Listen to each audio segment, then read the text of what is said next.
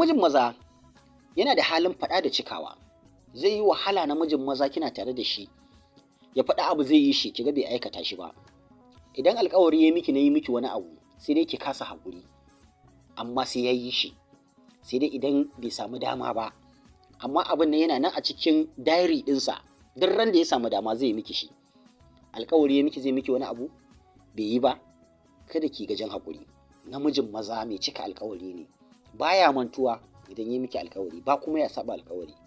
Haka namijin maza yake, shi sa mata suke ƙaunar namijin maza. Abokina kai ƙoƙari ka zama namijin maza, kai koyi da halin namijin maza, ka zama namijin maza. Gaisuwa da fatan alkhairi da fatan kuna cikin ƙoshin lafiya.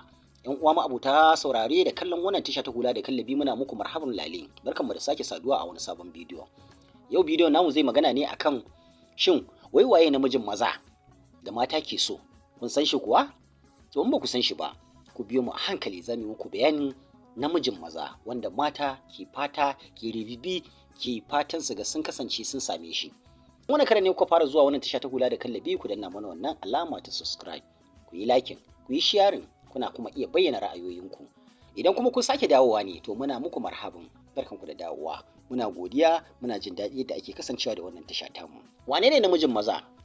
Namijin maza dai wato namiji ne kamar kowane namiji, amma sai dai ya bambanta a halayya. Wato yana da wasu principle wanda ya sha bamban da sauran maza. Zaka samu shi namijin maza wato yana da wata aƙida, wadda wannan aƙidar tashi ba wacce zaka iya canza shi bace. So baya canza shi, baya canza wannan aƙidar tashi. Duk irin ƙarfin san da yake miki kina matsayin mace, yana da wannan aƙida a zuciyarsa, wadda haka Allah ya halicce shi da ita. Sai dai ki so shi a haka, kuma ba wai dan baya son ki bane, a'a yana son naki ma, wanda ma yake son ita yafi nuna, yafi tsaurara wa'annan aƙidojin nashi a kanta. Domin me? Domin shi da abin da yayi yana yin shi ne bisa gaskiya, babu wani zancen yaudara a cikin lamarinsa. Shi namijin maza yana daidai da irin maza mutanen da ake kira introvert. Komai nashi yana yin shi ne real, baya yin wani abu na yaudara ko scam. Saboda haka idan so yana son ka ko kuma yana son ki, kika game da namijin maza wanda yake son ki, zaki sha mamaki. Idan kika soyayya da namiji, ko da Allah ya kawo wata kaddara ku rabu da shi, babu yadda za a ki taɓa jin daɗin soyayya da wani namiji in ba namijin maza kika game da shi ba. Domin irin yadda ya ɗora ki a kai ya kuma saita ki, ba za ki taɓa jin daɗin mu'amala da wani namiji ba idan ba namijin maza ba. Domin yana da wasu ƙa'idoji wanda in ya gina ki a kansu, to za ki ji daɗin rayuwa. Domin rayuwarsa babu yaudara ko sofa ne a cikin harkar rayuwarsa.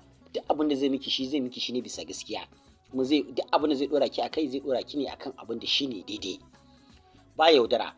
Shi zaƙin soyayya baya hana shi ya gaya wa abin da yake so gaskiya. Kuma bai ƙi ku rabu ba, bai ƙi wai ki dan jin tausayin ki ko wani abu naki ba zai yaudare shi ya sa ya ce wai ya dawo kan ra'ayin abin da kike so wanda ba daidai bane. In kika yi abin da ba daidai ba, zai gaya miki, ya ce ki idan kin ki zai iya rabuwa da ki, zai iya share ki. Duk yadda zaki kina ganin cewa yana son ki, zai iya haƙuri ki kuka ki wani abin tausayi da zaki jawo hankalinsa ya dawo gare ki, ya amince akan ra'ayinki, ba zai yi ba. Haka namijin maza yake. Za mu je cikin irin halayyarsa da za mu lissafo muku kamar guda 7. Namijin maza zai baki soyayya yadda ya kamata, duk wani abu da ke bukata harkar soyayya zai miki. Amma fa idan kika ƙetare layi, kika yi wani abu da ba daidai ba, to za ki gane zai juya miki bayan soyayyar. Ma'ana zai baki wuta, ma'ana za ki ce kai anya wannan yana so na kuwa, sakamakon abin da kika yi, kika kuma ƙi yadda da gyaransa da ya yi miki. Misali idan kika yi wani kuskure, zai miki gyara, zai sa miki layi, kar ki yi kaza. Idan kika ƙi bin umarninsa, kika yi akasin haka, to duk yadda yake son ki, zaki sha mamaki. Idan ya miki wani juyin, ya juya miki wani other side of him, zaki sha mamaki. Zaki ce anya wannan so na ko yake yi, ba yaudara mata ba yake ba. Zaki ga kaman bai taɓa son ki a rayuwa ba. To wannan abin da ya miki hukunci ne da zai dawo da ke hanya, ba wai dan baya son ki bane. Hausawa suna wata karin magana da suke cewa akuya ba tana taka ɗanta ne dan ba ta son shi ba, tana yi ne dan ta koya masa darasin rayuwa. Halin namijin maza na biyu shine, namijin maza yana da halin faɗa da cikawa. Zai yi wahala namijin maza kina tare da shi ya faɗa abu zai yi shi kiga bai aikata shi ba. Idan alƙawari ya miki na yi miki wani abu, sai dai ki kasa haƙuri, amma sai ya yi shi. sai dai idan bai samu dama ba, amma abin nan yana nan a cikin diary ɗinsa, duk ran da ya samu dama zai miki shi.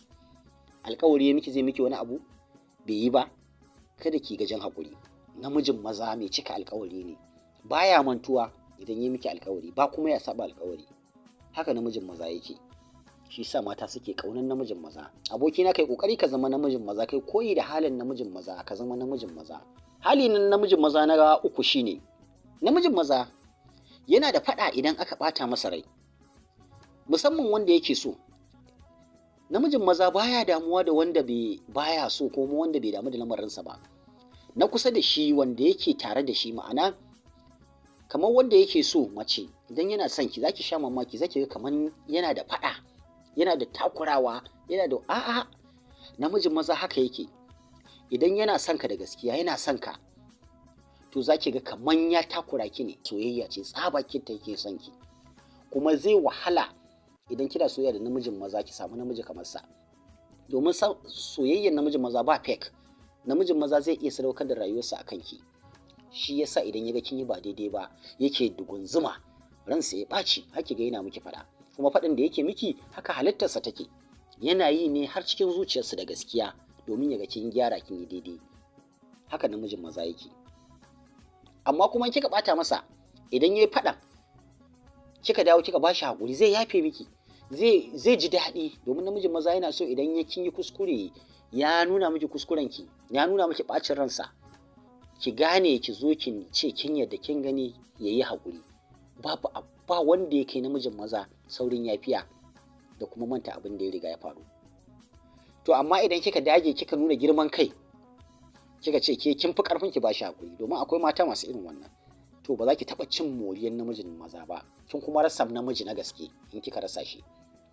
Namijin maza yana da tsayawa akan gaskiya. Komai ɗacinta namijin maza zai dage akan ta tsaya. Karki tunanin wai yana son ki, yana nuna miki wasu abubuwa na soyayya, kina tunanin ba zai so ɓacin ranki ba, waye da waye. Karki wannan kuskuren. Duk kinki, duk irin nasabarki, namijin maza idan zaki sauka akan layi zai tsaya ya dage. In kika ce sai kin fusgo shi akan ra'ayinki, sai ya bar ra'ayinki lalle ba daidai ba, zaki rasa shi. A shirye yake da ya juya miki baya, ya kuma tafiyarsa ya baki. Duk irin yadda kika kai da wata alfarma da wani kinki da wani namijin maza ba kya gabansa. In dai zaki kauce hanya, namijin maza idan ya ɗora ya tsaya akan gaskiyarsa, to akan gaskiyarsa yake. Dole ki haƙuri ki bi shi. Kake tunanin wai zaƙin soyayyarki da yake miki zai sa wai ya biyo ra'ayinki. A'a, ba haka namijin maza yake ba. Wannan maza suna yin haka, amma namijin maza ba zai miki haka ba fa, dan ya faranta miki wai ki je na, sai dai ki kukanki, ki bakin cinki, ya ki bin ra'ayinki, ki share hawayenki. Kuka ai ba kukan jini bane. Ya san zaki da normal, da ai haka ta faru shikenan. In ya riga ya gina ki akan hakan, to ke ma zaki dawo ki bi daidai, ba za ma ki yi abin da zaki kukan ba. Haka namijin maza yake. Halin namijin maza na 5 shine, namijin maza namiji ne, yana da ɗaukan nauyi, baya son abin da za a ce ya gaza. Namijin maza baya son ya gaza. Duk yadda zai kai ya ga ya ga nauyin duk abin da ya kamata ya ɗauka zai ɗauka. Nauyinki ne da duk wani abu. Namijin maza yana da wannan ƙoƙarin. Ba zai so ya ga wai ya gaza ba. Duk yadda zai ga ya kula da haƙƙinki, namijin maza zai miki wannan. Yana da wani tsari wanda soyayyaki ba za ta canza masa shi ba. Tsarin namijin maza kenan. Idan ya tsara rayuwarsa akan kaza, ko menene, ko auren ke yi, in ya ce ga lokacin da yake so a ringa gama masa abinci, ga lokacin da yake tashi daga bacci yake zuwa a sa mai ruwa ya wanka, ga lokacin da yake so ya ga breakfast, ga lokacin dawowarsa a tabbatar kaza yayi kaza, ga lokacin da zai. Namijin maza yana da tsari, yana da principle.